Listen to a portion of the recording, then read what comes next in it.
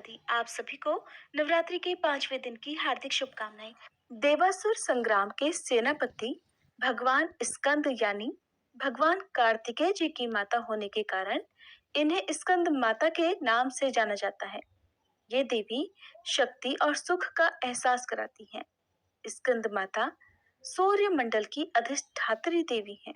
इसी कारण इनके चेहरे पर तेज विद्यमान है। इनका वर्ण शुभ्र है। भगवान स्कंद को बाल रूप में गोद में बिठाए हुए ये देवी वात्सल्य से ओतप्रोत हैं। माँ की उपासना के साथ ही भगवान स्कंद की उपासना स्वयं ही पूर्ण हो जाती है, क्योंकि भगवान बाल स्वरूप में सदा ही अपनी माँ की गोद में विराजते रहते हैं। भव सागर के दुखों से मुक्ति पाने के लिए इससे दूसरा सुलभ साधन कोई नहीं है। स्कंद माता कमल के आसन पर विराजमान रहती हैं, इसलिए इन्हें पद्मासना देवी भी कहते हैं। इनका वाहन भी सिंह है। इन्हें कल्याणकारी शक्ति की अधिष्ठात्री भी कहा जाता है। इन देवी की 4 भुजाएं हैं। दाईं तरफ की ऊपर वाली भुजा से इन्होंने भगवान स्कंद को गोद में पकड़ा हुआ है। नीचे वाली भुजा में कमल का पुष्प धारण किया हुआ है। बाईं तरफ ऊपर वाली भुजा में वर मुद्रा में है और नीचे वाली भुजा में कमल का पुष्प है। देवासुर संग्राम में तारकासुर नाम के दैत्य का वध करने के लिए ही भगवान स्कंद की उत्पत्ति हुई थी। प्राचीन कथा के अनुसार कार्तिकेय जी का जन्म भगवान शिव और देवी पार्वती से दूर सरकंडे के एक वन में हुआ था। उस बालक के 6 मुख थे। उस वन में कृतिकाएं रहती थीं। कृतिकाओं को जब वह 6 मुख वाला बालक मिला, तब उन्होंने उसका पालन किया था। इसी वजह से बालक का नाम कार्तिकेय पड़ गया। भगवान शिव और देवी पार्वती से दूर रहकर वह बालक अब बड़ा होने लगा। कृतिकाएं बहुत अच्छी तरह से बालक का ध्यान रखती थी। एक दिन शिव जी को अपनी संतान के बारे में पता चला। संतान के बारे में जानकारी मिलते ही शिव जी ने अपने सेवकों को तुरंत ही सरकंडे के वन में भेजा और बालक को लेकर आने के लिए कहा। शिव जी के दूत वीरभद्र, विशालाक्ष, शंभुकर्ण, नंदीश्वर, गोकर्णाक्ष, दधिमुख आदि सरकंडे के वन में पहुंचे और कृतिकाओं के साथ कार्तिकेय स्वामी जी को लेकर शिव जी के पास वापस लौट आए। कार्तिकेय जी कैलाश पर्वत पर पहुंचे तो सभी बहुत प्रसन्न हुए। शिव जी और देवी पार्वती ने बालक को गले से लगाया और उसे बताया कि तुम हमारी संतान हो। शिव जी पार्वती जी ने कार्तिकेय को परिवार का महत्व समझाया और परिवार के साथ ही समाज की भलाई के लिए काम करने की सीख दी। तब शिव जी ने कार्तिकेय जी से कहा कि तुम बहुत वीर हो, इसलिए पुत्र आज से तुम्हें देवताओं का सेनापति नियुक्त किया जा रहा है। उस समय तारकासुर नाम के दैत्य ने बड़ा आतंक मचा रखा था और उसे वरदान मिला हुआ था भगवान शिव के पुत्र द्वारा ही होगा। जब कार्तिकेय जी देवताओं के सेनापति बने, तब उन्होंने तारकासुर का वध किया था।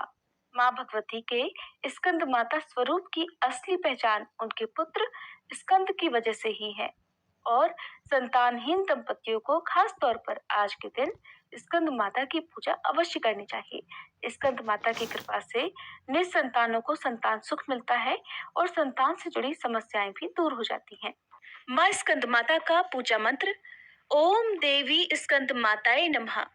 प्रार्थना: सिंहासन गता नित्यम पद्मांचित कर द्वया शुभदास्तु सदा देवी स्कंद माता यशस्विनी।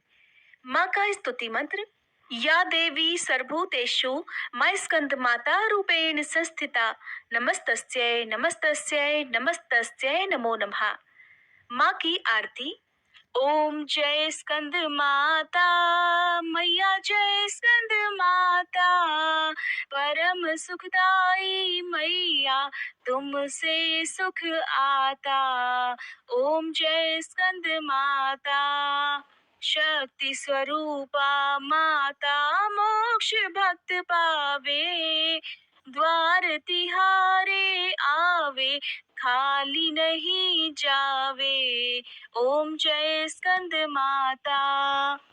चार भुजाधारी माँ हस्त कमल सोहे, स्कंद संग में विराजे छवि अति मन मोहे। ओम जय स्कंद माता। पंचम नवरात्रि में ध्यान भक्त धरे, मन वांछित फल पावे, कष्ट माँ दूर करे। ओम जय स्कंद माता।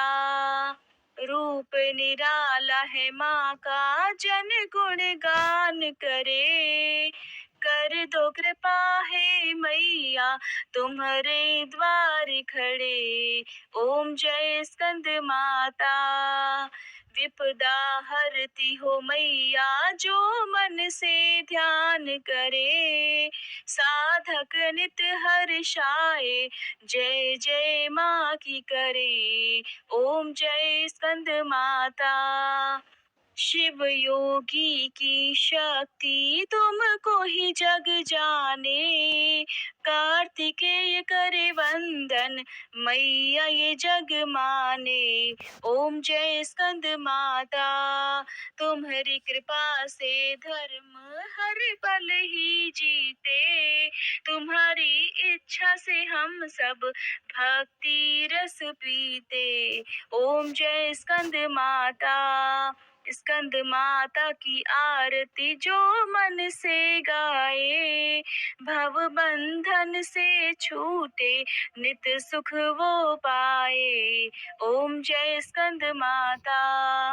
ओम जय स्कंद माता। मैया जय स्कंद माता। परम सुखदाई मैया, तुमसे है सुख आता। ओम जय स्कंद माता। मैया जय स्कंद माता।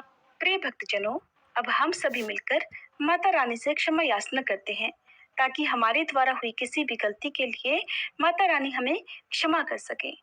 हे परमेश्वरी, मेरे द्वारा रात दिन सहस्त्रों अपराध होते रहे हैं, अतः आप मुझे अपनी सेवक समझकर कृपा पूर्वक मेरे उन अपराधों को क्षमा करो। न तो मैं आह्वान करना ही जानती हूँ, न विसर्जन करना ही जानती हूँ, और न पूजा ही करना जानती हूँ। हे परमेश्वरी, मुझे क्षमा करो।